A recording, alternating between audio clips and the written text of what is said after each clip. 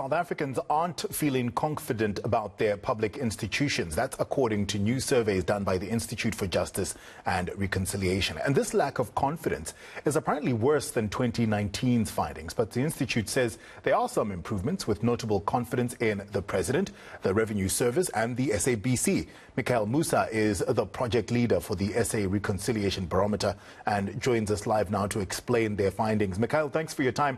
How big was this survey and what exactly did it entail? Thanks so much for having me, Tapfuma. Yes, the survey we conducted, the South African Reconciliation Barometer, is a regular survey we conduct every 2 years around the country. So the sample size we keep to about 2,400 people, which sounds like quite a small amount, but it's actually much larger than a lot of other surveys, and you get quite a reflective view of the population. We make sure that our sample is reflective of the latest demographics from Stats SA. So we go to all 9 provinces, we conduct our surveys in multiple languages, and we weight it according to demographic variables. So we're very confident that this survey is reflective of the South African adult population as a whole. And like you said, we survey many different aspects and themes of public opinion, and one of the main ones is sort of South Africans' confidence in institutions. And one of the findings is that confidence in institutions and representatives is declining, something we've heard before. Is this the worst it's been, or is it not that bad yet? So this is also the great thing about doing the survey every 2 years, is that we're able to track public opinion over time. So what we see in the 2021 results, when we ask South Africans, how much confidence do you have in these various institutions? And we provide a list of about 15 different ones. We're able to see that actually South Africans are less confident in these institutions overall this year, as opposed to they were in 2019 when we last did the survey. So I think that's important to keep in mind, is that there has been a recent decline. But if we look further back to the 2017 survey, for example, we see that there's actually similar levels of confidence. So it's not as though there's a continuous downward trend. It's just that when we saw more positive results in 2019, these have sort of been reversed in 2021. But I think we should also keep in mind there have been extraordinary circumstances over the last year or so.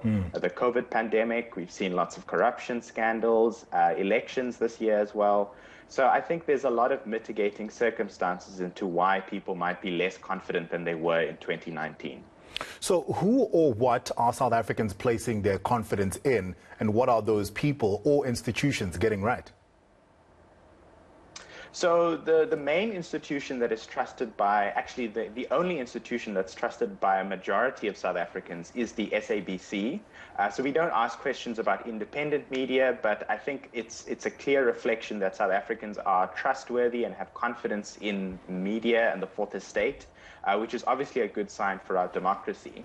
And I think the reason for that is because the SABC has a very large reach. So not only does it have many different channels, but it also communicates to South Africans in multiple languages, which a lot of other institutions don't do as well. So I think that's really the reason why there's high confidence in the SABC, is it's because it's speaking to people in local languages, speaking to their issues all around the country as well.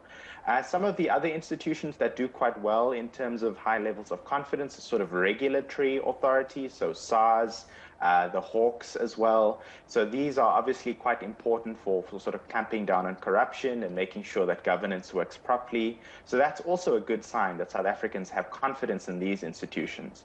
More worryingly, however, is that we see different levels of government, so national, provincial, and local government especially, have very, very low levels of public confidence.